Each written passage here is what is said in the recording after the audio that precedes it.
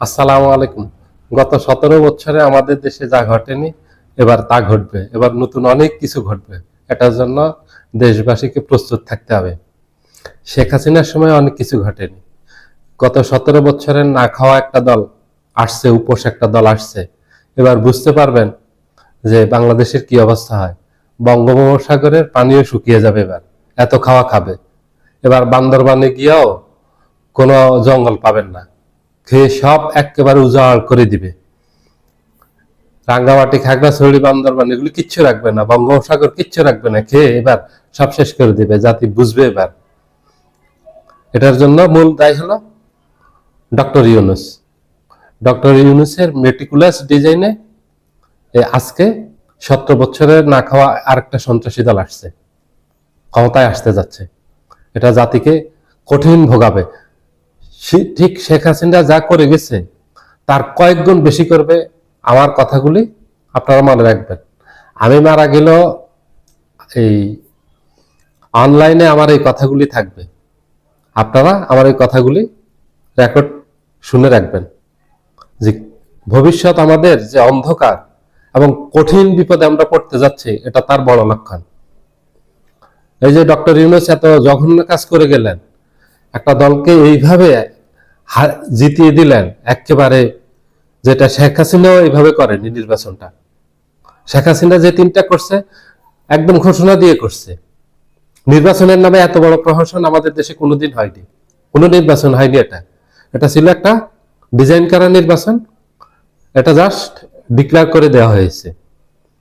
এতগুলি জীবন 24শে 5 আগস্টের পর দিল, এত শহীদ হলো, এত শহীদের এত রক্তের বিনিময়ে ডক্টর ইউনূস কি উপহার দিয়েছে, জাতিকে কি দিয়ে গেছে? জাতিকে দিয়ে গেছে আরো কঠিন একটা দানবের মুখে ফেলে গেছে। জাতিকে জাতিকে কঠিন বিপদে ফেলে গেছে, বিশাল ঘটতে ফেলে গেছে। এই জাতিটা এমনি ঘটতে পড়ে আছে, তার থেকে আরো বড় ঘটতে ফেলে গেছে, মহা বিপদে ফেলে গেছে, জাতিকে মহা সংকটে ফেলে গেছে। আমার এই কথাগুলো 1 থেকে 2 মাসের ভিতরে আপনারা প্রমাণ পাবেন।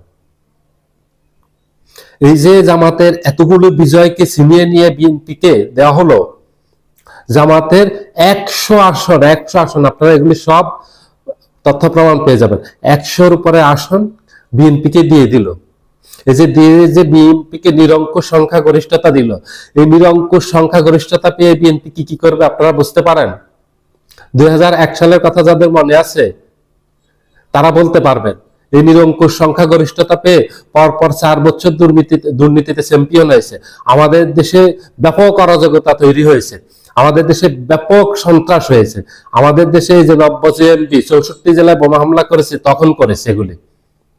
এগুলি ছিল এই যে সেই সময় 2001 সালে বিএনপিকে এইভাবে ক্ষমতায় বসানো হয়েছিল, ঠিক নিরঙ্কুশ সংখ্যাগরিষ্ঠতা দেওয়া হয়েছিল।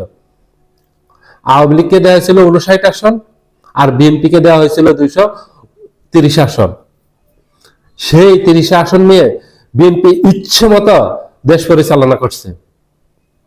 দেশের কোনো মঙ্গল হয়নি, উন্নতি হয়নি। যেটা হয়েছে, বিশ্বের দুর্নীতিতে চ্যাম্পিয়ন হয়েছে বিএনপি। পরপর 4 বার চ্যাম্পিয়ন হয়েছে 5 বছরের। এবং তার ফলশ্রুতিতে 1/11 সরকার আসছে। 1/11 সরকার না আসলে আমাদের পুরো জাতি ধ্বংস হয়ে যেত এই বিএনপির হাতে। তখন তো শেখ বেগম খালেদা জিয়া ক্ষমতা দিতে চাননি।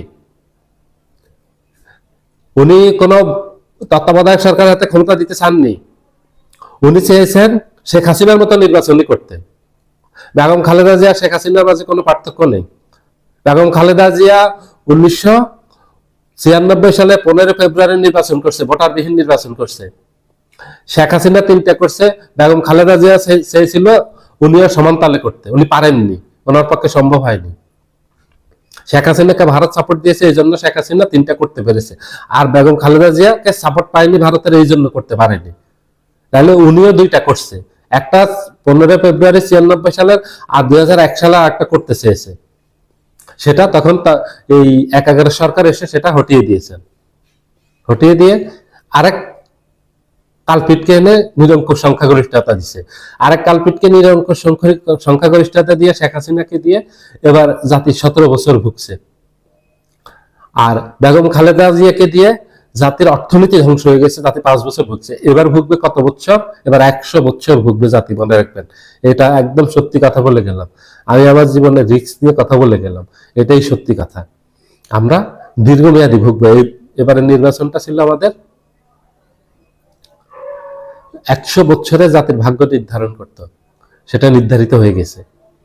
জনগণ ঠিকভাবে ভোট দিয়েছে, জনগণ সঠিক ভোট দিয়েছে, জনগণ হা ভোটকে বিজয়ী করছে, জনগণ 11 দলীয় জোটকে নির্বাচিত করছে।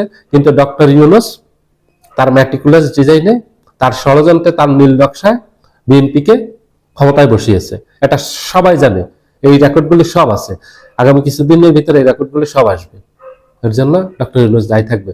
17 বছরে একটা না খাওয়া দল খাই খাই করতেছে, ক্ষমতায় আসার আগের থেকে গত 17 বর্ষে যে অবস্থা করছে, আর ক্ষমতায় যে এখন দিয়েছে ডক্টর ইউনূস, যে বুঝে যে দিয়েছে, ডক্টর ইউনূস সব জানে দিয়েছে, এটা তার নিজের স্বার্থে দিয়েছে।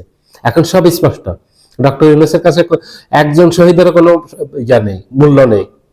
এই যে ওসমান হাদির হত্যা বিচার করছে, ডক্টর ইউনূস করতে পারতো। ডক্টর ইউনূস জানে কে করছে এবং সব প্রমাণ আছে। ডক্টর ইউনূস ও ঠান্ডা মাথার, ও আপনাকে মেরে ফেলবে, কিচ্ছু বলবে না, পিছন থেকে আঘাত করবে আপনাকে। শেখ হাসিনা যে তাকে যে সুদখোর বলতো এবং তারে যে 10 তলায় আপ ডাউন করাইছে, এটা তার কর্মের ফল, তার কর্মের ফলে আপ ডাউন করাইছে। এটা ও ভালো মানুষ না ডক্টর ইউনূস। ডক্টর ইউনূস কে আপনারা চিনেননি, আমরা চিনি। উনি কোনো ভালো মানুষ না। শেখ হাসিনা ওনার সাথে যে আচরণ করছে, এটা ডক্টর ইউনূসের প্রাপ্য ছিল। ডক্টর ইউনূস প্রথম এসে ওনার যতগুলি মামলা ছিল সব প্রত্যাহার করছে, 222টা। ওনার যত ঋণ ছিল, এই যে উনি যে এই আপনার ইয়া দেয়নি, ট্যাক্স দেয়নি, ওনার প্রায় 4,500 কোটি টাকা ট্যাক্স দেয়নি, আর সর্বসাকুল্যে সম্ভবত 6,000 কোটি টাকা, এগুলো সব উনি মওকুফ করে নিয়েছেন। আসার সাথে সাথে এগুলো উনি করে নিয়েছেন। ওনার যা যা ছিল উনি সব করে নিয়েছেন। ওনার গ্রামীণ ব্যাংকের, ওনার ব্যক্তিগত যা আছে, যত মামলা আছে, যত অর্থনৈতিক সমস্যা আছে, সব সলভ করে নিয়েছেন উনি। যে 6,000 কোটি টাকা বাংলাদেশকে দেওয়ার কথা ছিল ট্যাক্স, ওগুলো একটাও উনি দেননি, ওগুলি সব উনি মওকুফ করে নিয়েছেন। ওনার সুবিধা উনি যা আছে নিয়েছেন। উনি ক্ষমতা উপভোগ করছেন, উনি বাংলাদেশের প্রধান উপদেষ্টা হয়েছেন, উনি 1.5 বছর ক্ষমতায় ছিলেন। ওনার যা যা প্রাপ্তির প্রয়োজন ছিল সব পেয়েছেন উনি, ওনারটা উনি 100 ভাগ করে নিয়েছেন। কিন্তু জাতিকে দিয়ে গেছেন একেবারে অন্ধকারে ঠেলে দিয়ে গেছেন, মহা বিপদে ঠেলে দিয়ে গেছেন। এই জাতি এখান থেকে উঠতে কয়েকশো বছর লাগবে। আমরা আর আমাদের জীবদ্দশায় এই জাতির মঙ্গল কল্যাণ আমরা দেখে যেতে পারবো না সম্ভবত। এই কাজটাই সে ভালোভাবে করে দিয়ে গেছেন ডক্টর ইউনূস।